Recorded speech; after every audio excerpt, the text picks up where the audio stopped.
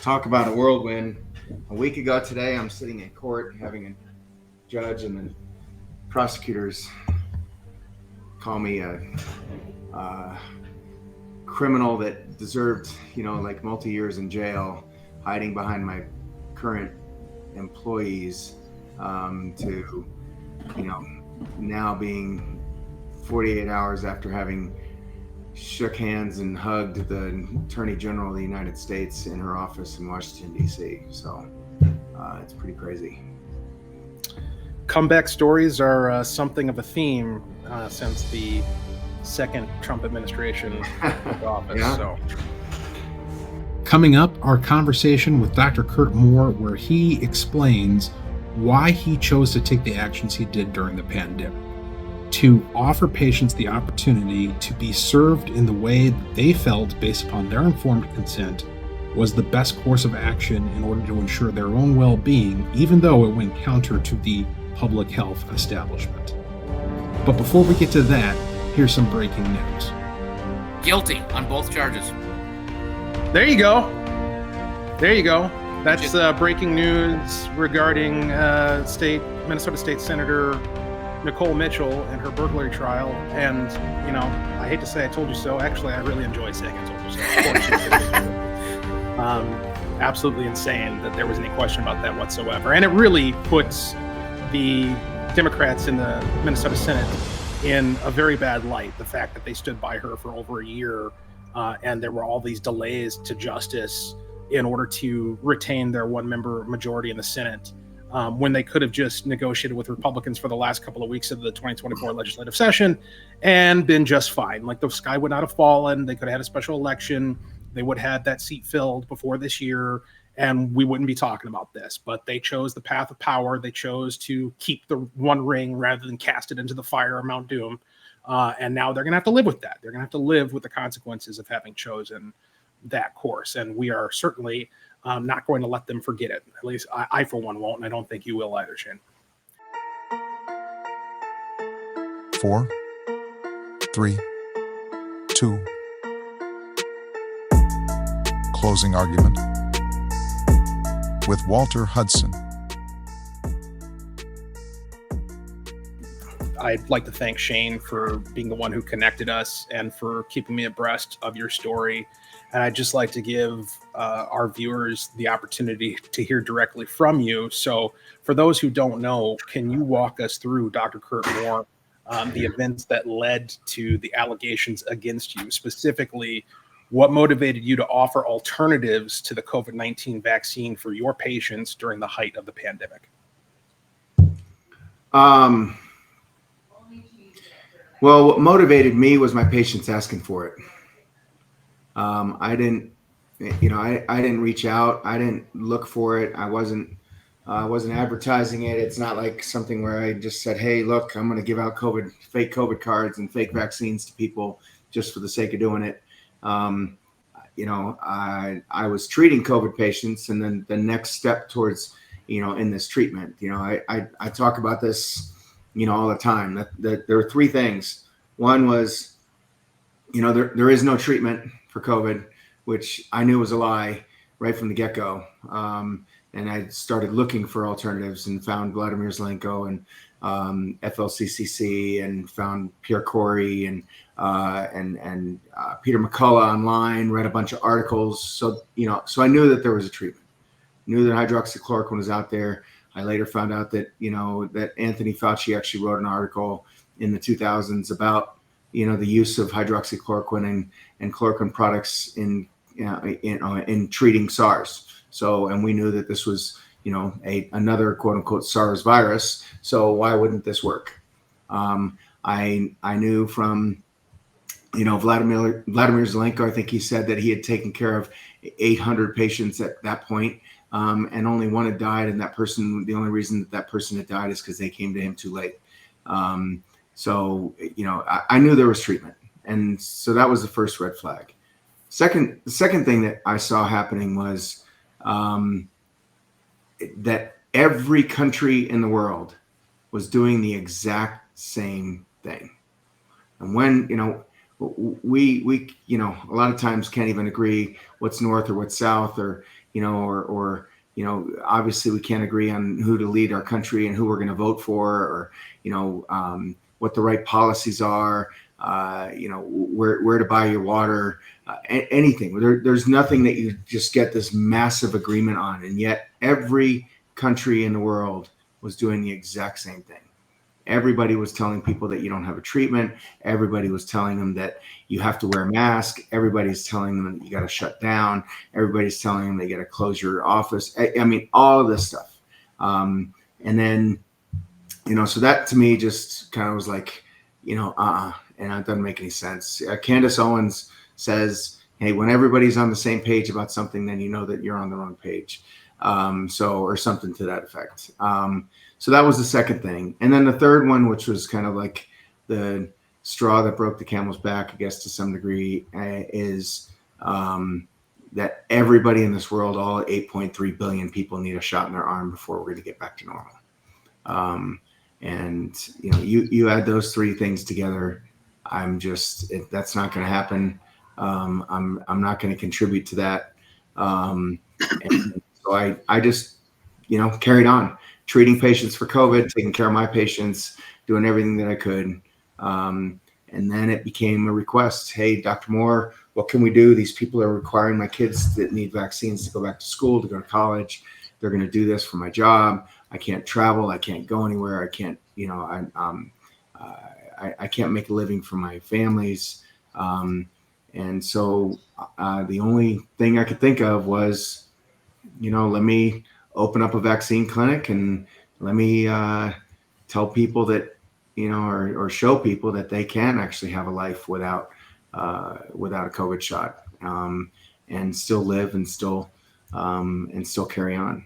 Joe Altman interviewed me back in 2023, and he was very open and very aggressive. He said, Kirk, you need to tell people that you weren't killing and maiming your patients. That's what you need to tell them that you weren't doing. This is after the indictment. And so I put on my Twitter page, and Shane, you've seen it, my pinned tweet since that time has been, we are essentially being indicted for not murdering and maiming our patients. And that's the truth of the matter. Kirk, when did you get indicted? Do you recall the date? January. Well, I found out on January 17th, but the indictment was unsealed on January 11th. What year? 2023. Okay. The first text between you and I, an actual cell text, not like on messaging, was Monday, February 20th, 2023. Yeah. 40 minutes after midnight. Yeah. I didn't know what I was doing. I didn't know where to go. I was talking on, I was getting on X Spaces, and, you and I hit it off right away. With you helping patients get out of Minnesota, get down to Texas, trying to save their lives. And then with, Eric, Henson struggling with his medical license and, and all that stuff. It was just, you've been a stalwart in our support, since day one. Did you have any sense that as you were proceeding with what, in your best professional judgment, was the prioritization of your patients and their needs, did you have any sense of what the consequences might be? Like, were you surprised when they came after you and indicted you, or is this a risk that you assumed, knowing that it was likely going to put you through the drama that you've had to endure? Well, I knew that it was risky. I thought it was more risky along the lines of kind of state issue stuff. I had never contacted the CDC. I never had any kind of arrangement with any federal agency, and I certainly wasn't taking anybody's money. I wasn't doing anything, financially fraud, or worthy of fraud, and yet, the federal government comes after me. So I was, I kind of was worried maybe that, if I were to start putting people's information out there and uploading it to the Utah State, immunization information system, USIS, that there could be a claim that I was falsifying medical records. That was kind of the limit of what I, feared. And that's kind of where we're at. When January 11th, when 11 officers show up in my office from the FBI, the OIG's office of HHS and DHS, kind of lined up all the way down my steps and out in my front foyer requesting that, to serve a search warrant on myself and on my office manager for our phones. I just kind of, was like, wow, here we go. But I just didn't realize it was kind of like, here you go to that extent. It's crazy. So presumably you didn't feel as though what you were doing was wrong or unethical, even though that's how it was being judged, certainly by the prosecuting authorities. So walk us through the medical ethics of this. Like what was going through your head in terms of what your responsibility was to your patients and how that trumped any potential consequence of taking the actions that you took? Well, I mean, just like you said, I think that when you have patients coming to you and your job is to take care of your patient to the best of your ability, just that patient that's sitting there across from you, that's your job. Your job is to not to treat their family or their friends or the people that they might come in contact with at work or, anybody else. You are taking care of that patient. And so you have, a process of informed consent, sometimes informed consent is, people look at it from the standpoint of like, it only relates to surgery. No, it doesn't. It relates to almost anything. You're talking to your patient, you find out what their complaints are, you tell them what you propose for the treatment, and you tell them what the risks and what the benefits are, and then you come to a mutual decision about what it is that that you're planning on doing. That's informed consent. And that's the epitome of it.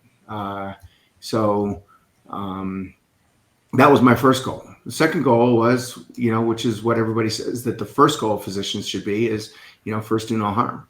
I knew these vaccines were hurting people. January of 21, I didn't even sign up until May of 21 or maybe end of April, something like that. But January of 21, there were 700 deaths reported of VAERS in the United States alone from the COVID shots. 19,000, vaccine adverse events, all just to VAERS. And we already knew that VAERS was underreported. I mean, there were people getting fired for reporting VAERS reports and losing their jobs because their hospital didn't want them to upload that information to them. That's an underreported number by anywhere from 1% to 10%. That number reflects a 1% of the injuries versus up to 10% of injuries. So even if you take let's just take the 10%, that means that there were 7,000 deaths that month alone. Dr. Thorpe, I was just on a podcast with him. He said that, Kirk, with the 4,000 patients that you took care of, based upon the Pfizer numbers that you look at, you saved 280 complications and 8 deaths.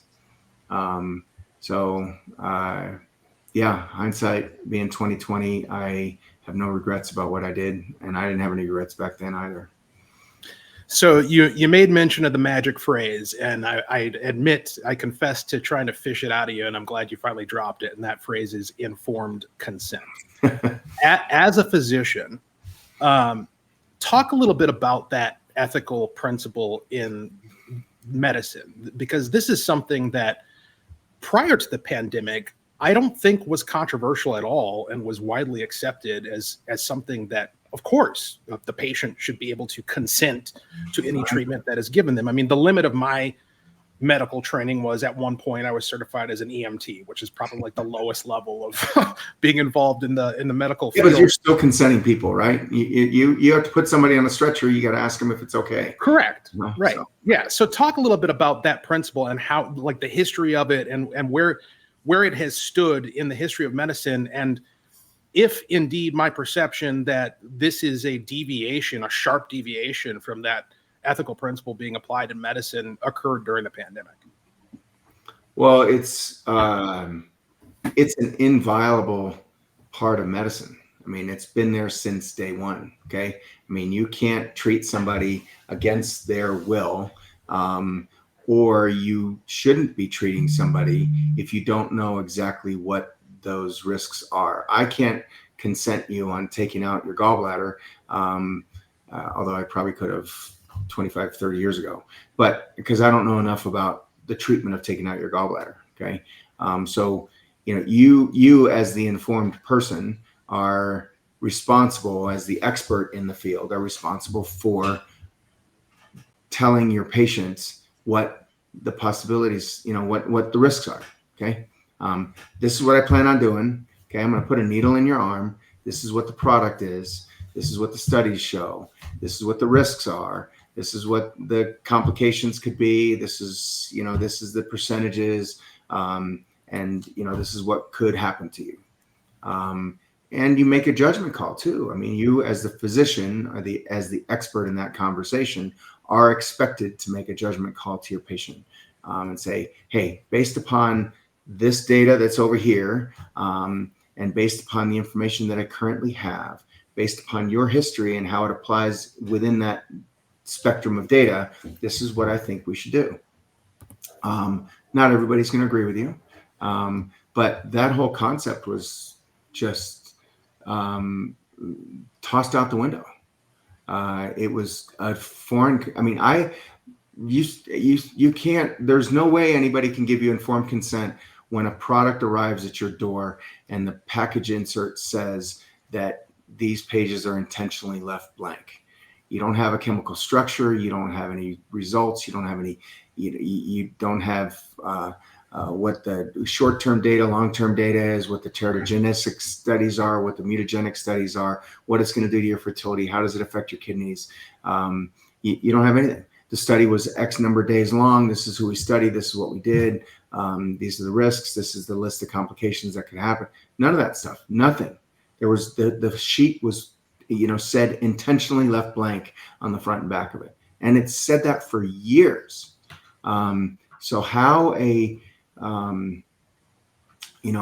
an internist, pediatrician, OBGYN, you name it, cardiologist, how they can justify injecting somebody that that they have no idea what it is that they're injecting with no studies. And then the only study that was done, they poisoned the placebo group by giving them the shot because it was 95% effective, according to them. So some might argue that bring them on. This wasn't really an issue of informed consent because nobody had a literal gun pointed at their head saying you have to take this COVID Ask the treatment. Transplant patients that. Yeah, go ahead. Like, tell us. That's as much of a gun. That's as much of a gun as anything else. Okay, you want a gun to your head. A transplant patient being told that they can't get their kidney transplant or they're going to die in 2 months because their kidney has failed. That's a gun. That's just like telling somebody that they have terminal cancer. That's a gun. So I didn't treat 4,000 patients on the transplant list, but I treated a half dozen. My very last patient was a kidney transplant lady that she said she would not get her kidney transplant. So she would have died had she not gotten a COVID shot for me or a COVID card for me. So, yes, you can take that argument all the way up to physicians continuing to give these injections to this current day because they're worried about losing their job. Other of my patients worried about losing their job. There were IT guys that never set foot in an office 2,000 miles away that would do everything remotely that the federal government was requiring them in order to maintain their contract that they had to show that they'd been vaccinated.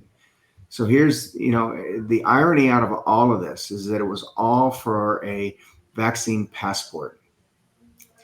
In 2019, I could have been thrown in jail for violating a patient's medical records and medical history and confidentiality. So if I showed somebody else's COVID card to somebody else, I could have gone to jail for that. Fast forward a year and a half, okay, a year to January of 21. Now they are saying, well, maybe not quite January. Let's just call it June of 21, when the mandates started hitting. Now you couldn't get on a bus without showing a COVID card. You couldn't go to a restaurant without showing a COVID card. So now they are violating that patient's HIPAA rules or HIPAA requirements. Why aren't they in jail? So if they're going to claim that that I violated, ethical standards and moral standards by reporting people as vaccinated, they were doing that prior to even people being reported as vaccinated, because they're demanding that they know what that patient's medical history is. Shane, for folks who don't know you, you are certainly more active than the usual state legislator. You're a member of the Minnesota House here in our state and have been for much longer than me. And you don't just phone it in. You're very active in terms of researching issues. Sorry, guys. And reaching out to folks like Kirk. And so I'm just interested in your side of this story. Obviously, you came into contact with Dr. Moore early on in the process when he was facing this indictment. Walk us through your involvement and your relationship with Dr. Moore and kind of your insights into this case. So it had to have been an X space where I first met Kirk and heard his story. But prior to that, yes, there's been a lot of what Kirk just said was very revealing to many of us. I actually just pulled up a story while you guys were talking. At an Apple Valley long-term care facility, prior to the vaccine rollout, they had a 27.0 infection fatality rate in 2020 pre-vax. So in the third week of 2020 in December, that spiked all the way up to 90.28 IFR in just 3 weeks. And this was pointed out to me by Steve Kirsch. And so he sent me this email with all this information. And he asked me to call them, the particular long-term care facility, to ask them if they ever did an investigation to find out what changed and to identify myself as a state rep. The response that I got back then was no comment, click. But this was the data that was showing its ugly head in very real time. And then so you have that, those types of stories. And Walter, there's a story you and I, if you think back, was prior to you being a representative. You were still on the city council then, but you have a constituent in your district that was what Kirk just talked about, in dire need of a kidney transplant, and a whopping 8-year-old young lady that they refused to do the transplant unless she got vaccinated. And the parents were very concerned because she had gone from 1 transfusion a week to 3 because the kidneys were getting worse. I guess I'm not a doctor, but those types of stories were happening in real time every day. Then we start seeing the medical boards of any given state start going after all these different doctors. Kirk mentioned Eric. Eric and I have become very close over the last 4 years. To Eric's chagrin and credit, he did over 1,200 telehealths here in Minnesota with people who had some kind of crud. They didn't go get a faulty PCR test to determine whether it was something called COVID or if it was just influenza. But, in not a single one of those over 1,200 people ended up in a hospital. All with the exception of 2 were 100% better within 48 hours. Like it never even happened. The 2 that took longer, remarkably, Walter, once again, one of them, but she took about a week at the age of 80, and her husband, which we had to get him out of the hospital because they'd already got 1 round of remdesivir into him, but it took him about 6. His blood ox was kind of low, but he was 92. But they all ended up just fine. In fact, Walter, you just saw one of them. So this is where I come from. And then I find out about this guy named Kirk. I hear his story and I'm like, wow, I've heard of all these different doctors in given states where any given medical board has going after them because they are not towing the line, and either the remdesivir before the shot or after the shot. Then if you had to give the shot, you couldn't use ivermectin or hydroxychloroquine. And if you violated any of these little rules, then you were, a horrible person. But the unique part about Kirk was he was federally indicted, and that was something I hadn't heard. So I called a friend of mine. Kirk knows who I'm talking about. I think, Walter, you probably do too. He's a former FBI agent.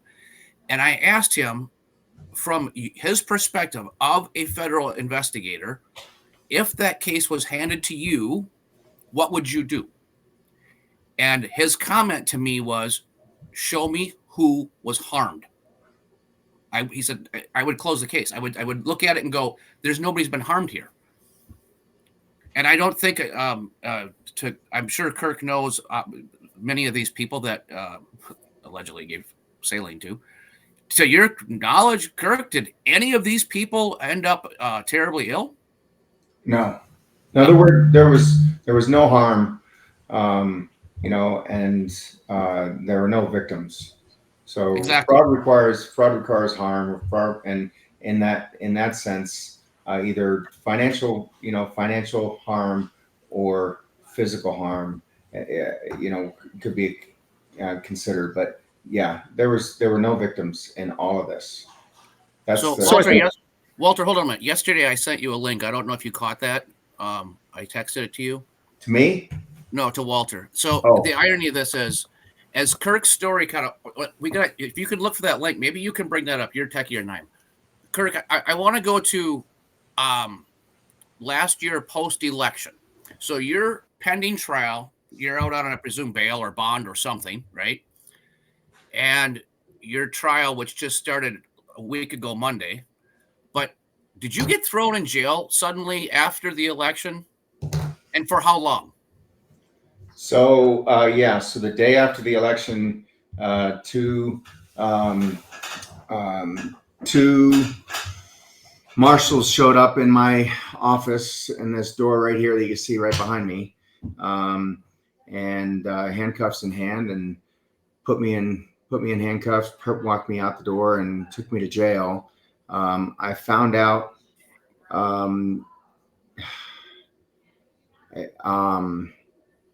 I think I found out by the car what the charges were, and the charges were that I had violated my pretrial restrictions by speaking to my co-defendants about the case. When I found out later what it was, my violation of my pretrial restrictions was that I sent a text message informing two of my co-defendants that we had a hearing the next day and to bring their lawyers. That's the extent of my communication with the federal government, or with my co-defendants, that our federal government and our judge and the prosecution felt was enough of a violation to write me up and throw me in jail. And for how long was that? Two of us got arrested. So one of the three people that was in that text thread was one of the ones that turned us in. The other two of us got arrested. Chris ended up spending 2 days in jail, got released upon the day that we had our hearing. So this was Wednesday, November 6th, I think. And she got out on the 8th, whatever the election was, the 5th or the 6th. We were arrested the day after that, and then she got out 2 days later. The judge said that I was non-compliant, and I had shown a record of being non-compliant, and therefore I deserved to stay in jail until trial, which was currently on the books for January 17th, but we had agreed to extend it to July.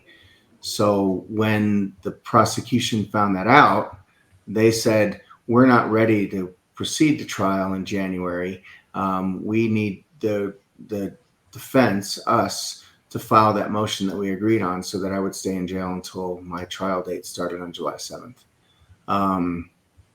So I spent 22 days in jail. I got out on the day before Thanksgiving. When I had my hearing on that Tuesday before Thanksgiving, we had filed a motion to, so what had happened on October 19th, which was the day of our hearing, we had agreed on a trial date of July 7th. We had not filed the motion yet. The judge asked us to file the motion. So we had not filed it yet. So it hadn't been signed. It hadn't even been seen yet. the prosecution wanted us to not file the motion. They actually filed another motion to keep us from filing it, saying that, the other way around. We filed our motion for my release, and along with that, we concurrently said that if he's released, then we want to go back to the agreed upon July 7th date, and the prosecution objected to that. Part of their argument for not even allowing me to be released was that they weren't ready to go to trial, and so they needed more time, but I was a flight risk, and so they needed to keep me in jail. When we won our motion, one of the stipulations of our motion, or one of the requests is that we would be allowed to file that extension and that continuance to July. And the prosecution, when they lost the motion, turned their argument around and said, well, no, we're ready to go to trial in July now, or in January now. We don't need to push it back to July. So it was all about making my life as miserable as they could, punishing me, and using, lawfare and tactics to just make it as difficult as possible for me to protect myself. So going back to the point about nobody was harmed by this, I anticipate that the counter argument from folks who are defenders of kind of the public health establishment would say that the harm comes from the endangerment of others. So if people don't take the shot, if people don't accept this COVID vaccine treatment, what they call a vaccine, that puts other people in danger beyond the patient, and that murkiness kind of clouds the concept of informed consent, because we all have a responsibility as participants in society to protect the people around us. And part of that responsibility is accepting this treatment, not for our own sake, but for the sake of others. How would you respond to that as a physician? Okay. So one thing, where was it ever shown that the vaccine prevented transmission? That's a great question.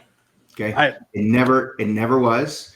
And in the European Union, when they interviewed the Pfizer lady, the president of Pfizer of Europe, or whatever it is, out of Scotland, I think, or I think she was Scottish or worked in Scotland. She was at the EU and presented to the European Union Commission. And that question was asked of her directly. And she said, well, no, we were proceeding at the speed of science, and therefore we have never done the studies on transmission. So that's the first thing, right? If you can't prove that you're actually preventing transmission by what it is that you're doing, then how is it that you're even protecting anybody else? And then the second thing is, if the people that are vaccinated are protected, what do they care about what I do? Okay. If they're protected against something, why do they need me to be protected? Okay. It's kind of like what Dan Bongino says about baseball. He says, if you've got a baseball player out there that can really hit, why can't he really hit? Okay. He's got a baseball player that's a really good baseball player and knows how to hit the ball and everything else. And yet he's got a batting average of 172.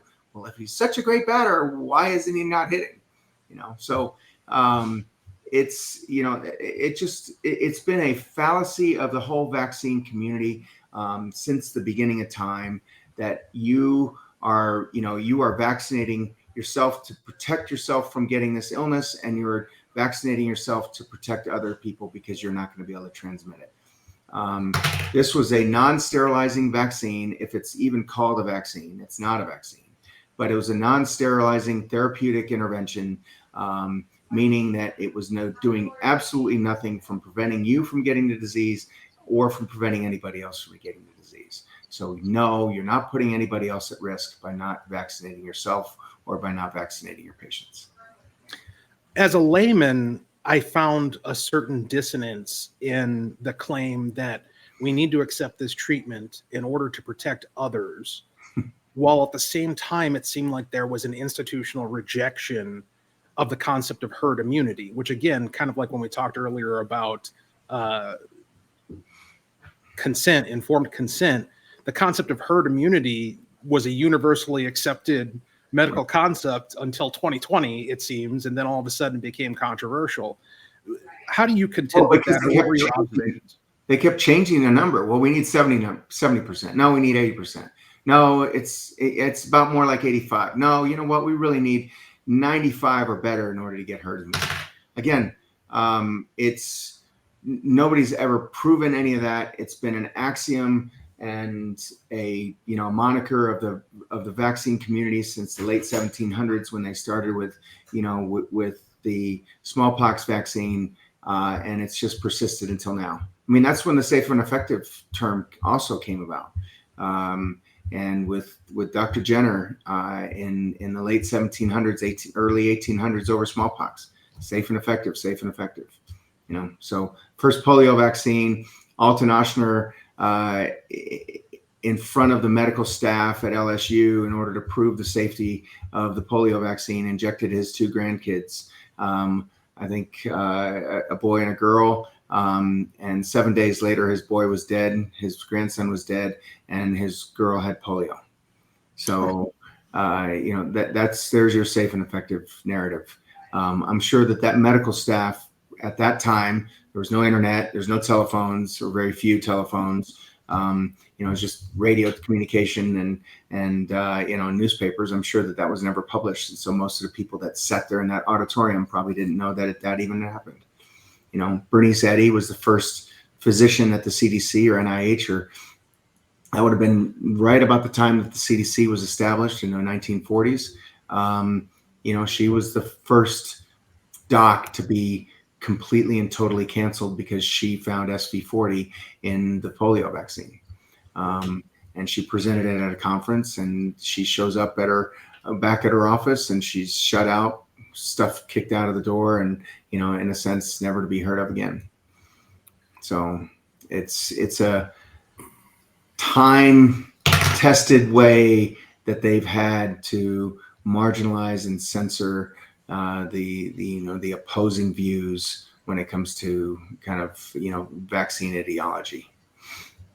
Well, and we're consistently told to quote unquote trust the science, which is an interesting slogan that has a lot of implications. But if we think about what science actually is, what the scientific method involves, it's kind of telling that when somebody presents a counterpoint or when they come up with a minority report, for lack of a better term, that they face that kind of prosecution from various institutions within the public health establishment. Because you would think that if we're actually engaged in the scientific method, if we're actually engaged in science as such, that we would welcome challenge. I mean, that's the whole concept of peer review, is that other people take a look at your work and kick the tires and see if you've covered all the bases. Where are we at in terms of the integrity of that process in 2025? Does it feel as though the pendulum is swinging back in the direction of actual science, or do we continue to have a systemic problem here? We still have a systemic problem. And as long as the big, I call them the big pharma agencies, have the financial control over everything from top to bottom in medicine, from the school educations to the residency training programs to the postgraduate, the medical conferences that you go to and get your continuing education certification, with financing our agencies, the CDC, FDA, get 50% or more of their budget from big pharma, to financing the journals, financing the type of the type of research projects that they will approve, to then hiring the statisticians and the companies to verify the data that's being produced so that they're all being paid by the same company, and then presenting that objective data, I use objective in quotes, to the pharmaceutical journals, who are also 70% or more financed by big pharma. We don't have any chance to having the scientific method prove itself, because somebody who wants to present the counter argument to somebody who's published an article about something will never get their project funded. It's kind of like right now, I've been saying this for I don't know how long. University of Utah Hospital is right over there. Altoview Hospital is, a couple miles down the road. We could solve the whole vaccine, autism, chronic injury, chronic disease issue in less than a year. Okay. We could solve the SIDS problem, the diabetes issues, the autoimmune diseases, the asthma, the ADHD, all of that in less than a year. Okay. By saying the next 5,000 kids that are born at that hospital, randomize them to either getting vaccines or to not getting vaccines. We've already talked that they don't prevent transmission. Okay. And that's not just with the COVID vaccines. That's with all of them. So you're not endangering anybody. Potentially can make an argument that if the vaccines are effective, you are potentially endangering the babies that are not getting them. But again, you have to make the assumption that they're ineffective until you can prove that they are effective, because they've never been proven to be effective. So you could take the next 5,000 babies that are born at that hospital, randomize them, 2,500 in one arm, 2,500 in the other, and in a year's time, you'll be able to measure the amount of autism, the amount of all the chronic disease in, across the board, and you will have your answer in no time. Okay. As a matter of fact, the CDC, NIH could actually call and use their own vaxxed, unvaxxed data that they already have in place, and just publish the data that they already have, and it will show that the vax community has a significantly higher rate of any and all diseases, just like Paul Thomas did in the book that he wrote 6 or 7 years ago. Shane, what am I missing? What part of this conversation hasn't been illuminated? Walter and Kirk, the data, the study groups exist. You need not look any further than the Amish community. Right. And the fact that Steve Kirsch traveled to, I believe it's Pennsylvania, and went to one of the largest Amish communities trying to find an autistic kid. He couldn't do it. There was rumor there was at least 2 or 3, if I recall correctly, from back then, but he couldn't find them. So there's so much to it. And Kirk, when you were talking a little bit ago about those that developed injuries, what have you, our own commissioner of the Department of Health, after she stepped down post all the COVID stuff, all the mandates, lockdowns, everything, who constantly pushed that the shot mandate, or incentive programs, you could go to the state fair, get a shot. You could win a free college tuition for the whole 4 years. $100 or $200 gift cards. And we even heard that there was people going and getting multiple shots because they could pick up $1,300. Why not? Can imagine those poor people. 2 years, I mean, it was about 2 years after the fact, the news came out that she was vaccine injured and never said a word. The whole time she continued to push it. And she often appeared on those press conferences with I can't remember the guy's name, I can look it up, a doctor from the Mayo Clinic who pushed him with her, who is also vaccine injured from the COVID shot. Well, the level of, I call it cognitive ignorance, is amazing to me. Peter Hotez, who is one of the biggest proponents of vaccines and mandates, and he wanted Fauci's spot after Fauci stepped down. I think he stepped down at the end of 22. He wanted that spot. It was never given out. I don't think anybody, whoever it was, just to stand in until Trump got elected. But he has an autistic kid. So the level of cognitive ignorance that these people have is astounding, to the point where you are not only damaging other people's kids, but you are going to damage and injure your own kids, because you are just too unwilling to be objective and to look at the data the way it spells it out for you. Right. So now, fast forward through all the hell that they put you through. They got their pound of flesh out of you for 22 days post-election, but before inauguration. They had to make sure they got that piece out of you for notifying your co-defendants that we have court tomorrow. Obviously, you were discussing very sensitive information. Your court starts. Did your attorneys not have a motion to dismiss, if I recall correctly, either going into the beginning of that or right there, maybe the Monday, something like that? So we had a motion to dismiss back in October as part of that hearing that we had, and then that was denied. We had a motion to continue because the prosecution was trying to submit three redacted contracts for Pfizer, Moderna, and Johnson & Johnson, trying to prove that the value of their vaccines was more than $1,000 in totality. So we didn't get the motion to continue, but we did get the motion that they weren't able to present that they weren't going to be able to present the redacted contracts. So they went back and got unredacted versions of the contract. I have not seen them. They were only presented just to the attorneys on both sides. And those unredacted contracts, I guess, were either not worthy enough to present or had so much information in it that could be used against them that they decided to not even use them when they presented their Gary Disbrow, who is the head of BARDA, as one of their witnesses.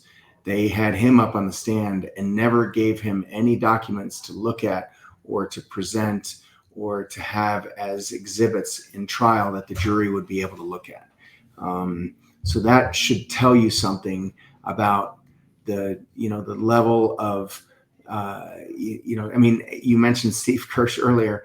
I think I met Steve Kirsch because he published in early 23, after hearing about my case, that this was probably the only way that we were going to get to discovery on all of these cases was with a criminal case, because they can't withhold discovery to me if I request it.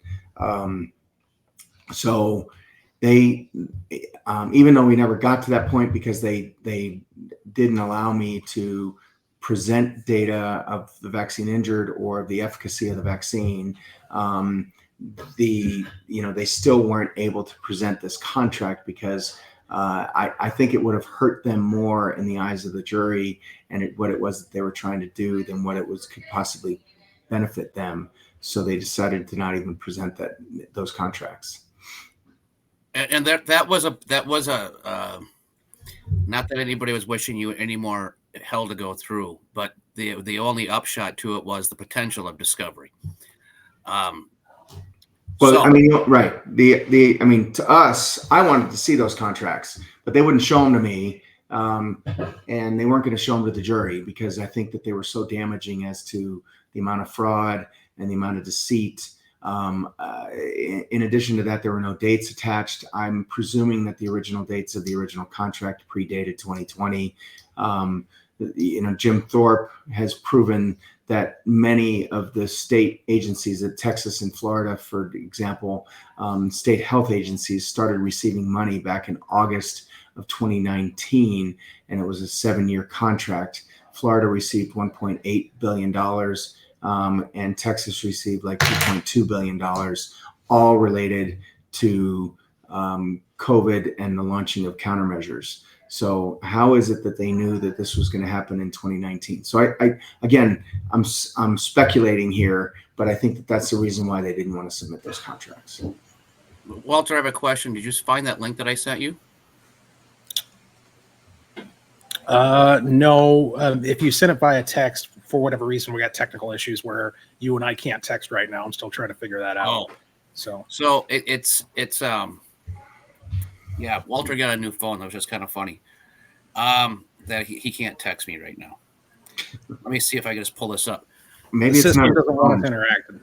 What's that? The system doesn't want us interacting, Shane. That's okay, because Representative Whitty could not receive any calls or texts from me for several months, and it took quite a while to figure it out.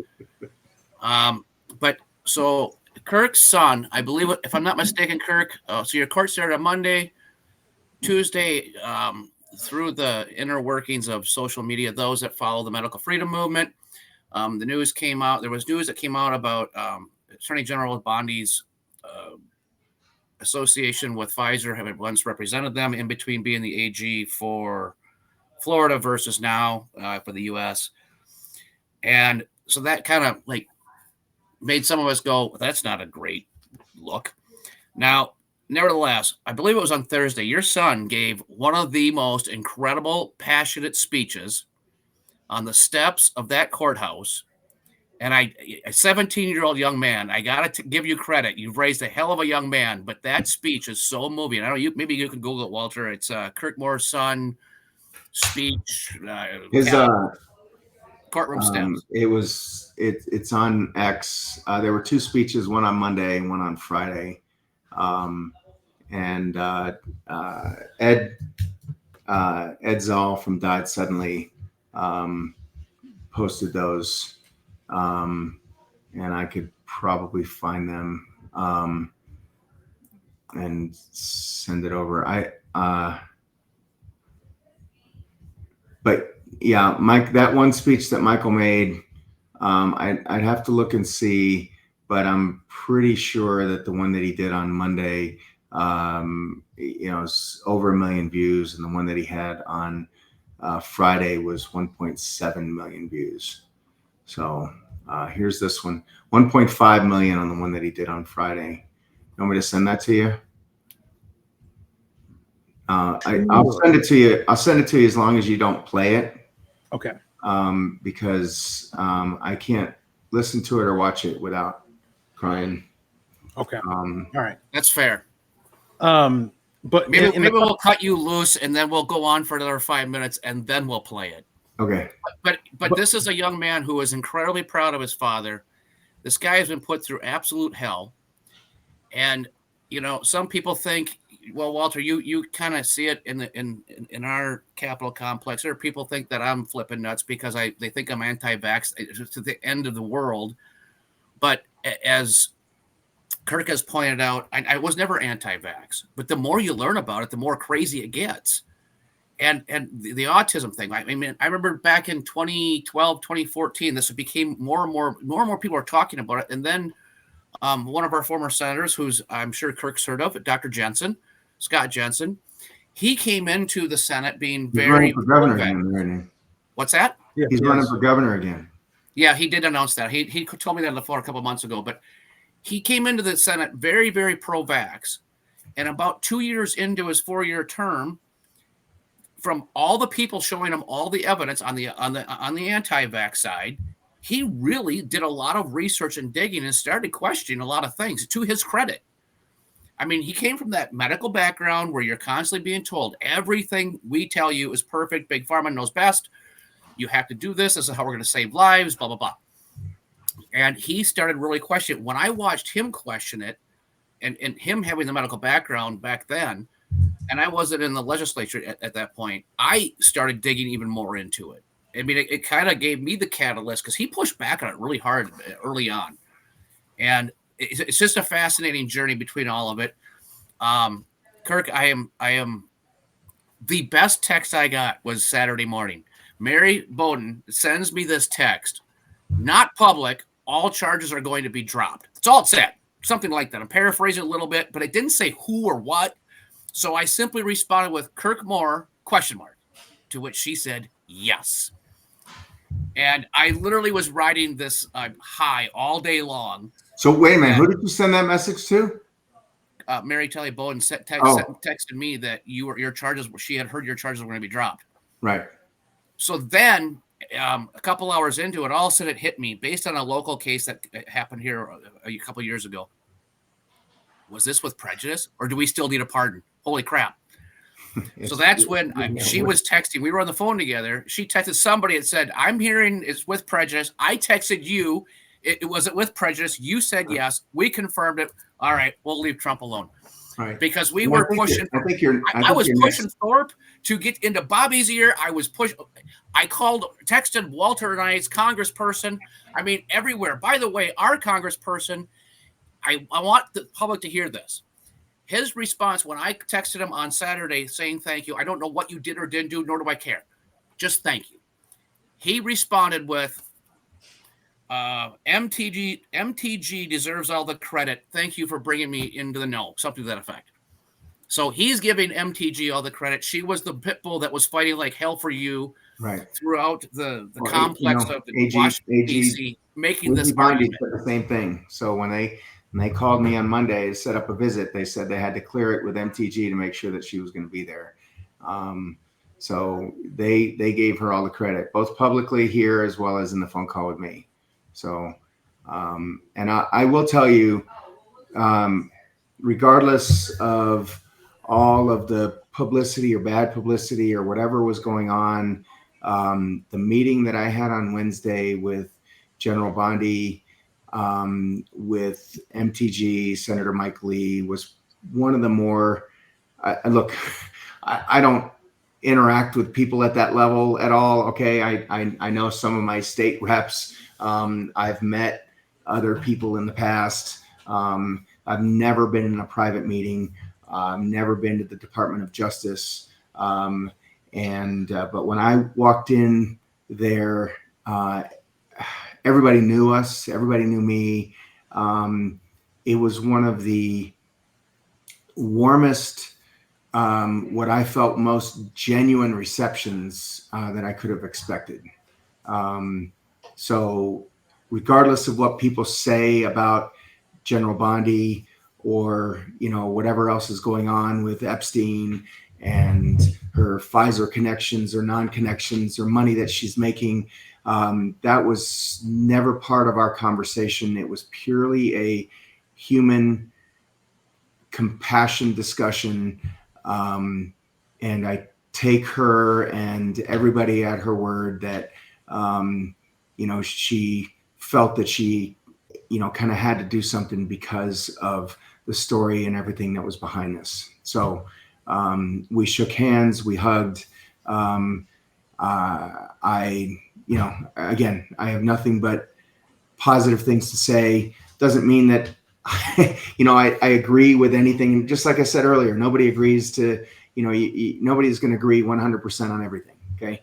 But on this, I think we did agree in that this was a travesty of justice. It was total lawfare. And I'm glad that whatever the situation was, whatever the events were that led up to it, made a difference. And I'm just thankful that I'm sitting here talking to you instead of either awaiting or already have heard from a jury of my peers who know nothing about me and are only hearing the story based that as phrased by the prosecutors, and trying to redirect it from my defense attorneys was going to give them the option to determine the fate in my life. So I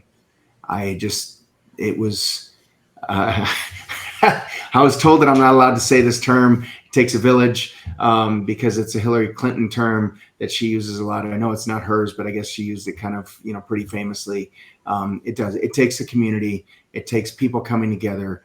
And last week, from July 7th to July 12th, was a time where we all came together. We're able to bring the public together and make some changes to kind of derail this prosecutorial train that was trying to convict me for taking care of my patients the way they wanted to be taken care of. Dr. Kirk Moore, thank you very much for joining us and sharing your story, and more importantly, for doing what you did on behalf of your patients. So I am running low on time here. I got a couple of events I need to get to tonight. However, I do want to take the time to take a look at this speech that I found online of Dr. Kirk Moore's son, Michael, giving this speech, and hopefully the audio will come through here. Thank you, everyone, for coming out. Means a lot, and it means a lot to him. So thank you. I stand before you today not just as a son, but as the voice of a man whose life has been dedicated to serving others. My father is a doctor. He is a veteran, and he is my hero. And today he stands on trial, not because he did something wrong, but because he did something right. My father didn't just take an oath as a doctor, he lived it every day. He fought to protect his patients, to heal the sick, to comfort the suffering, and to speak up when others stayed silent. When he saw something that would harm the people he swore to protect, he acted. He didn't look the other way. He didn't stay quiet to protect himself. He stood up because that's what real heroes do. And now this same man, this same protector, healer, and patriot is being threatened with 35 years in prison, not because he hurt anyone, but because he refused to let others be hurt. Because he chose his conscience over comfort. That's not justice. That's punishment for doing the right thing. But I want you all to know this. No matter what happens in the courtroom, my father will never be a criminal. He will never be guilty in the eyes of the people who know him, love him, and have saved by him. He is a man of honor, of integrity, and deep compassion. To the government, I say this. You can try to silence him, but you will never erase what he's done for his patients, for his country, and for his family. You cannot imprison a man's legacy. You cannot lock away the truth. To my father, Dad, I love you. I believe in you. I'm proud of you. And no matter what they say or what they do, you will always be my hero. Thank you. That's pretty remarkable. And I think he speaks to everything that we talked about with Dr. Moore today, which is that this is, regardless of how it's been framed by those who have been both prosecuting him and demonizing him in the public, at the heart of this was concern about the well-being of his patients, which of course is what a physician is supposed to be focused on first and foremost. The person who's in front of me, as Dr. Moore said, I'm not here treating the community. I'm not here treating the public. I'm here treating this patient who's sitting in front of me, and what is in their best interests as an individual, and what have they consented to with the full amount of information that is available to them, and what is my responsibility as a physician to disclose to them everything that I know and sincerely believe based upon the evidence that I've reviewed about the risks and benefits of this treatment. And we've gotten so far afield from that in modern medicine, and certainly in this kind of Frankenstein monster of the public health establishment that's been developed, where the well-being of the individual is subordinated not just to this collectivized concept of public health, but also to the various economic beneficiaries of imposing these mandates upon people. I would agree. But there is so much, and there are different bill ideas that I have for next year, and it encompasses in some of this. I sit in, we don't have cable anymore, but we do have the antenna, whatever. There is currently a commercial running, and it's this kind of stuff that makes me just go, how can this not be more obvious? But it's, if you're on this particular bipolar medication and you're experiencing this side effect, they have a new medication to deal with the side effect. So now you're on 2, just for that. And, you know, we were together the other day and talking about different type of issues going on, but the Kirk even mentioned mental health. How much of this is the psychotropic drugs that Glenn Gernhagen has talked about for years, and the SSRIs? How much of this is leading to that? And then you get into the hormone puberty blocker drugs that have become a trend lately.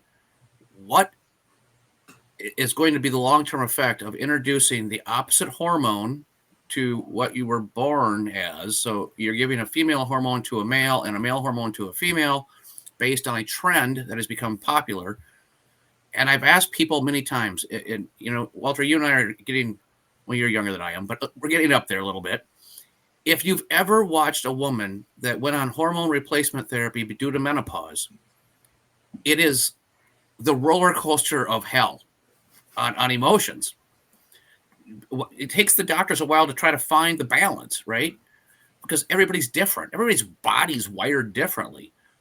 But now, put that into the context of a perfectly healthy, vibrant,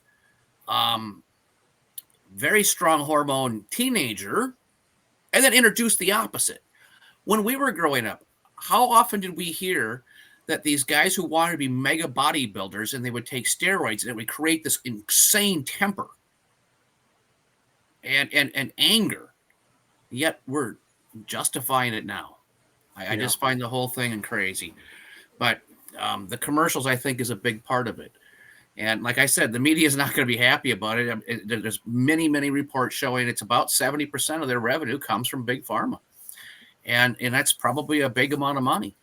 But, the upshot to that is when you look at the ratings, maybe it's not going to be that big of a deal because nobody's watching that stuff anymore. They're all turning to independent podcasts where they can find truth and not pre-programmed information tell a vision. Well, and it raises serious ethical concerns about journalism if 70% of your ad revenue is coming from one industry. I mean, we can all imagine what the left would be saying if 70% of ad revenue for media outlets was coming from, say, the oil industry. I mean, they would lose their minds about the conflict of interest that obviously imposes. And they'd have a point. And the same is true here. Like I say, I got to get going. I appreciate you joining me today, Shane. And this was a good experience. And I'm sure we will have you and many more of your VIP guests with us in the future. So thank you, sir. That's it for today. If you are an ex-subscriber, a YouTube channel member, or a audio podcast subscriber, you can check out the bonus question that I asked of Dr. Kirk Moore regarding what the future of the medical profession and the healthcare system ought to be. Here's the question I asked. Before we let you go, I want to ask one bonus question, and that is, how do we unwind this? Like, what do you see? Like, if you had a blank slate, a blank whiteboard, and you could redesign the healthcare system so that you had more independent and scientifically robust medicine being practiced in the United States, what are kind of like, 3 to 5 things that you would recommend in terms of reforms to the system?